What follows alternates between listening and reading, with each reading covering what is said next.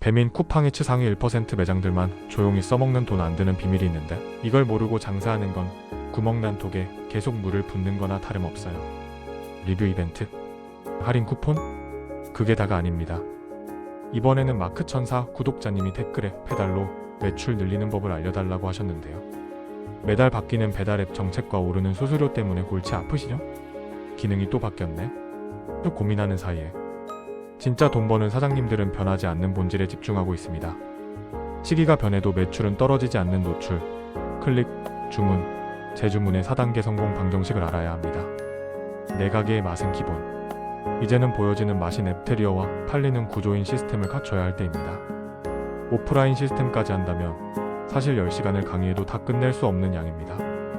오늘은 위에서 이야기한 매출 증대를 위한 변하지 않는 본질에 대해서 영상을 준비했습니다. 딱 15분만 투자하세요. 이 영상 끝까지 보시면 광고비 한 푼 안 들이고 주문율을 당장 2배 이상 끌어올리는 법을 전부 공개하겠습니다. 이거 모르면 옆가게의 단골 다 뺏깁니다. 그래도 제가 앞에서 언급한 배달 영업에 대한 4가지 핵심을 요약해드리겠습니다. 첫 번째, 노출, 고객 눈에 띄어야 삽니다. 샵인샵 투트랙 전략으로 카테고리 점유율을 2배, 3배로 늘리는 것입니다. 사업자 하나의 배민은 샵인샵 매장 3개를 운영 가능합니다. 메뉴 전략을 나누면 냉면 가게의 특성상 겨울에 매출이 낮으니 떡볶이와 오뎅탕을 파는 거죠. 맛집 랭킹은 사라져도 상위 노출 알고리즘을 위해 배달 시간 단축과 각종 혜택을 제공해야 합니다. 두 번째, 클릭이 들어오게 만드는 앱테리어의 비밀. 침샘을 자극하는 고화질 썸네일과 조리 순서를 고려한 옵션 배치와 고객의 신뢰를 얻는 위생, 등급 인증과 사장님 한마디까지 꼼꼼하게 작성해야 합니다.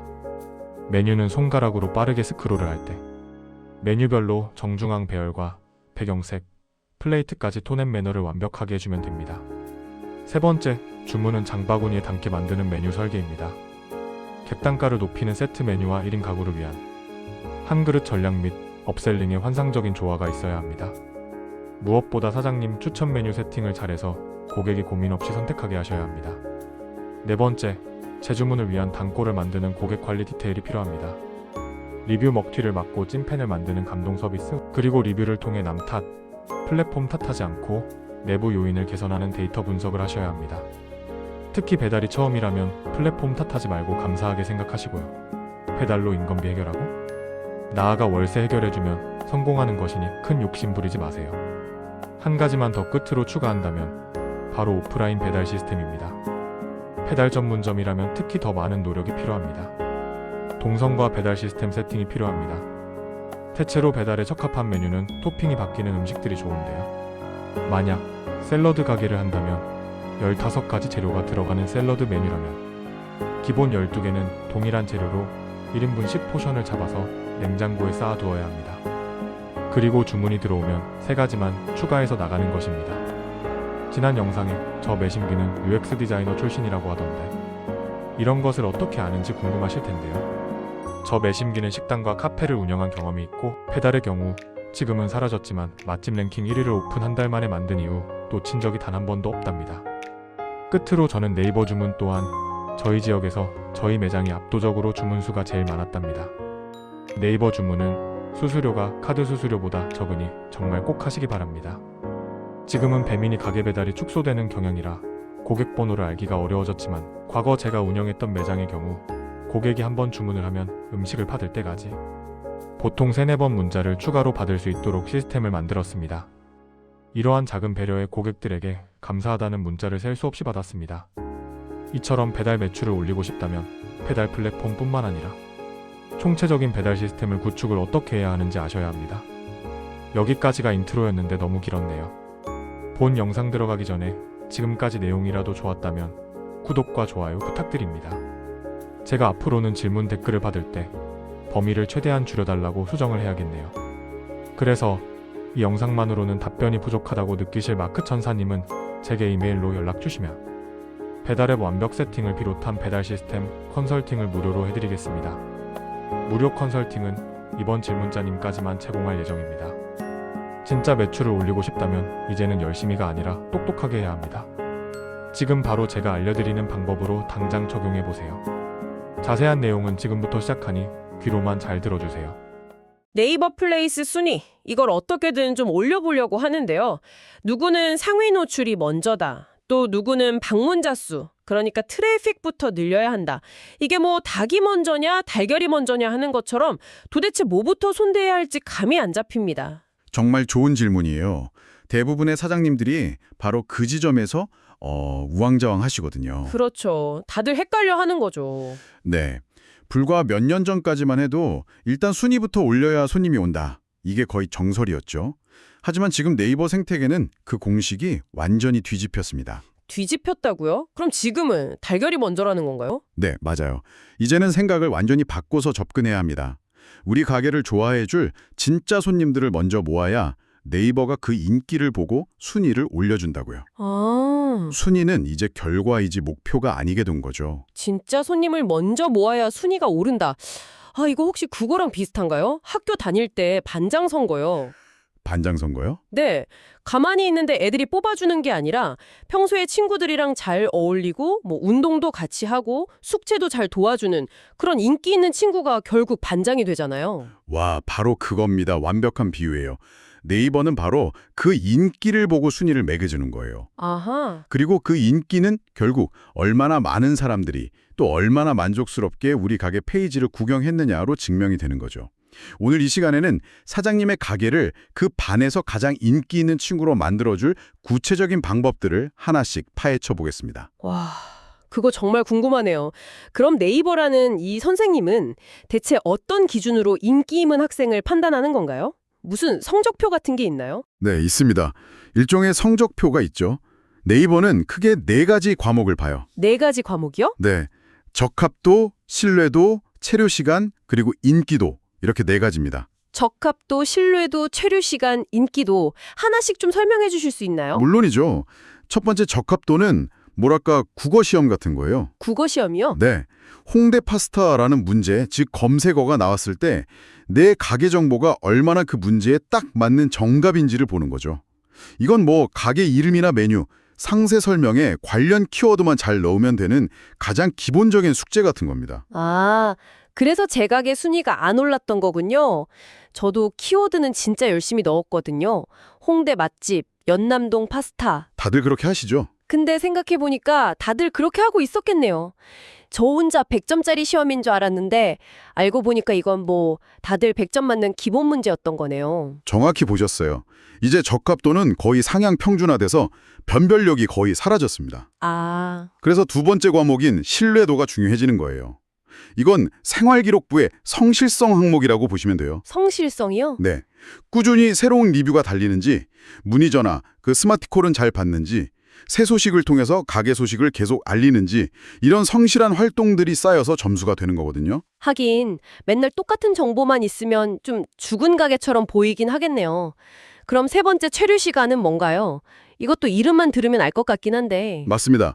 말 그대로 손님들이 우리 플레이스 페이지, 그러니까 우리 가게 온라인 홈페이지에서 얼마나 오래 머무는지를 재는 시간이에요. 아, 얼마나 머무는지. 얼마나 재미있게 시간을 보내냐는 거죠. 메뉴 사진을 넘겨보고 리뷰를 꼼꼼히 읽어볼수록 이 체류 시간 점수를 쑥쑥 올라갑니다. 알겠습니다. 그럼 마지막 인기도는요? 이건 가장 직접적인 인기 투표 점수예요. 인기 투표? 네, 하루에 플레이스 페이지가 몇 번 클릭되었는지, 전원은 몇 통이나 걸려왔는지, 저장하기는 몇 번이나 눌렸는지 이런 명확한 숫자로 나타나는 가장 강력한 점수죠. 아, 적합도, 신뢰도, 체류 시간, 인기도. 이제 확실히 알겠습니다. 그런데 결국 핵심은 적합도라는 기본 숙제만으로는 안 되고 체류 시간과 인기도에서 점수 차이가 벌어진다는 그 말씀이시죠? 바로 그겁니다. 이제 변별력은 외부에서 얼마나 많은 진짜 고객을 데려와서 그들이 우리 페이지에서 만족스러운 시간을 보내게 만드느냐, 거기에 달려있게 된 거죠. 그렇군요. 그럼 손님들을 우리 반 교실로 초대하기 전에 교실부터 예쁘게 꾸며놔야겠네요. 제 플레이스 페이지를 어떻게 꾸며야 그 네이버 AI가 좋아할까요? 그냥 예쁜 사진만 많이 올리면 되는 건가요? 좋은 접근이에요. 플레이스 페이지는 온라인상의 내 가게 그 자체니까요. 페이지에 빈칸을 남겨두는 건 파티를 여는데 집 한쪽 구석에 쓰레기 봉투를 쌓아두는 것과 같아요. 아, 그건 좀 그렇죠. 네, 네이버 AI는 아주 꼼꼼한 건물 관리인 같아서 모든 정보가 잘 채워져 있는지 구석구석 다 체크합니다. 꼼꼼한 건물 관리인이요? 재밌네요. 그럼 그 관리인 마음에 쏙 들게 하려면 뭘 해야 하죠? 핵심은 손님뿐만 아니라 이 AI 건물 관리인을 위한 정보를 빈틈없이 채우는 겁니다. AI를 위한 정보요? 네, 예를 들어 상세 설명이나 찾아오는 길 같은 텍스트 입력칸이 있죠. 많은 분들이 이걸 손님 보라고 몇 줄만 간단히 적으시는데 사실 그건 절반만 맞는 생각이에요. 그럼 나머지는요? 이 공간은 최대 2,000자까지 꽉 채워서 우리 가게와 관련된 키워드를 충분히 녹여줘야 합니다. 이건 AI에게 우리 가게는 이런 전문 분야를 다루는 곳입니다. 라고 아주 상세하게 설명해주는 안내문 같은 역할을 하거든요. 아, 그 글이 사람만 읽는 게 아니라 AI도 읽는 거였군요. 그럼 사진이나 동영상도 그냥 예쁘기만 하면 안 되겠네요. 물론입니다. 고품질 사진은 기본이고요. 특히 중요한 건 사업자가 직접 등록한 사진이 블로그 리뷰 사진보다 우선적으로 노출된다는 점이에요. 아, 정말요? 네, 가장 자신 있는 대표 메뉴나 인테리어 사진은 꼭 직접 올리셔야 합니다. 그리고 세소식 기능에 15초짜리 짧은 동영상을 올려보세요. 지글지글 고기 굽는 소리나 칵테일 만드는 영상 같은 거요. 네네. 방문자들이 그걸 보는 잠시 동안이라도 더 머물게 되면서 체류 시간 점수를 높이는 아주 효과적인 방법입니다. 아, 사진이랑 영상을 채우는 건 알겠는데 사실 제일 신경 쓰이는 건 리뷰거든요. 좋은 리뷰 쌓기는 어려운데 악성 리뷰 하나는 정말 뼈 아프잖아요. 그렇죠. 정말 그렇죠. 이런 위험 부담을 안고도 적극적으로 관리해야 하는 이유가 있을까요? 정말 중요한 포인트를 짚어주셨어요. 리뷰는 양날의 검이 맞습니다. 하지만 그럼에도 불구하고 적극적으로 관리해야 해요. 신뢰도의 심장과도 같거든요. 심장이요? 네. 한 연구 결과를 보면 리뷰가 100개 늘어날 때 페이지 조회수, 방문자 수, 심지어 길찾기 클릭 수까지 유의미하게 증가했다고 해요. 그리고 리뷰에 정성껏 댓글을 다는 행동 하나하나가 그 AI 건물 관리인에게는 이 가게 주인은 성실하게 손님과 소통하고 있구나 하는 긍정적인 신호를 계속 보내는 것과 같습니다. 알겠습니다. 일단 집안 단장, 그러니까 플레이스 최적화는 꼼꼼하게 끝냈다고 치죠. 이제 네이버 검색이라는 큰 길에서 손님을 마냥 기다리는 것 말고요. 다른 동네에서 놀고 있는 잠재 고객들을 우리 집 파티에 적극적으로 데려올 방법은 없을까요? 당연히 있죠. 이걸 외부 유입이라고 부르는데요. 네이버는 외부 플랫폼, 예를 들어 인스타그램이나 유튜브에서 자기네 플랫폼으로 사람들을 데려오는 걸 아주 좋아합니다. 아, 네이버가 좋아한다고요? 네. 마치 다른 학교 축제에서 제일 인기 많은 밴드를 우리 학교 축제에 데려오면 학교 전체가 들썩이는 것과 같죠. 가장 강력한 전략 3가지를 알려드릴게요. 네, 정말 궁금합니다. 첫째는 허브 작전입니다. 허브는 원래 전국의 택배 물류가 한 곳에 모이는 중심 센터를 뜻하잖아요. 네네, 그렇죠. 이걸 그대로 적용하는 거예요. 우리가 운영하는 모든 마케팅 채널, 인스타그램, 블로그, 유튜브, 당근마켓 등등 그 모든 채널의 최종 목적지를 무조건 네이버 플레이스 단 한 곳으로 집중시키는 전략입니다. 아, 그러니까 인스타에서는 블로그로, 블로그에서는 또 홈페이지로 이렇게 사람들을 흩어지게 보내는 게 아니라 일단 모든 사람을 네이버 플레이스라는 메인 파티장으로 모으는 거군요. 정확합니다. 인스타그램 블로그는 그냥 파티 초대장일 뿐이고요. 모든 초대장에 파티장 주소는 딱 하나, 네이버 플레이스만 적는 거죠. 근데 모든 손님을 플레이스로만 보내는 게 맞을까요? 어떤 손님은 그냥 인스타그램 DM으로 바로 예약하고 싶어 하고 어떤 분은 블로그 글을 더 보고 싶어 할 수도 있잖아요. 너무 한 곳으로만 몰면 오히려 불편해하지 않을까요? 와, 정말 날카로운 지적이세요. 단기적으로는 고객의 편의를 위해 채널을 분산하는 게 좋아 보일 수 있습니다. 하지만 장기적으로 플레이스 순위를 올리려면 약간의 불편을 감수하더라도 트래픽을 한 곳에 응집시켜야 해요. 네이버 AI에게 보세요. 이렇게나 많은 사람들이 다른 동네에서부터 우리 가게를 찾아왔어요. 라는 강력한 신호를 보내는 게 훨씬 중요하거든요. 실제로 한 변호사님의 사례가 있는데 원래는 채널마다 유입 경로가 다 흩어져 있었어요. 이걸 전부 플레이스로 모으도록 컨설팅했더니 불필요한 문의는 줄고 실제 계약할 고객들의 예약이 늘면서 플레이스 순위가 16위에서 3위까지 수직 상승했습니다. 와, 트래픽을 집중시키는 힘이 그렇게 강력하군요. 그럼 두 번째 전략은 뭔가요? 둘째는 2030 세대 공략입니다. 2세대는 정보를 찾는 방식이 좀 달라요. 그냥 홍대 맛집 이렇게 넓게 검색하고 스크롤을 내리는 게 아니라 검색 필터를 아주 꼼꼼하고 집요하게 사용합니다. 필터요? 아, 제 조카도 뭐 찾을 때 보면 화면을 진짜 10번은 누르더라고요. 그게 닭 필터였군요. 뭐 지금 영업 중, 주차 가능, 반려동물 동반 가능 이런 거요. 맞습니다. 이들은 실패 없는 소비를 원하기 때문에 필터를 전부 적용해서 자기 조건에 딱 맞는 곳 몇 개만 추려대고 그중에서 고르는 걸 선호해요. 네이버 지도 앱에서 내 주변을 검색하는 것도 즐겨하고요. 아, 그렇군요. 따라서 플레이스에 등록할 수 있는 모든 정보, 영업시간부터 주차 정보, 메뉴의 특징, 쿠폰 유무까지 사소한 것 하나도 빠짐없이 완벽하게 입력해야 합니다. 그래야 2030 세대의 그 촘촘한 그물망 같은 필터에 우리 가게가 걸릴 수 있는 거죠. 알겠습니다. 마지막 세 번째는 뭔가요? 니즈가 강한 고객 타겟팅입니다. 예를 들어 강남 맛집을 검색하는 사람과 강남 조용한 룸이 있는 한우 오마카세를 검색하는 사람 중 누가 더 당장 돈을 쓸 확률이 높을까요? 그야 당연히 후자죠. 목적이 훨씬 분명하고 구체적이잖아요. 거의 뭐 지갑을 열고 검색하는 수준인데요. 바로 그겁니다.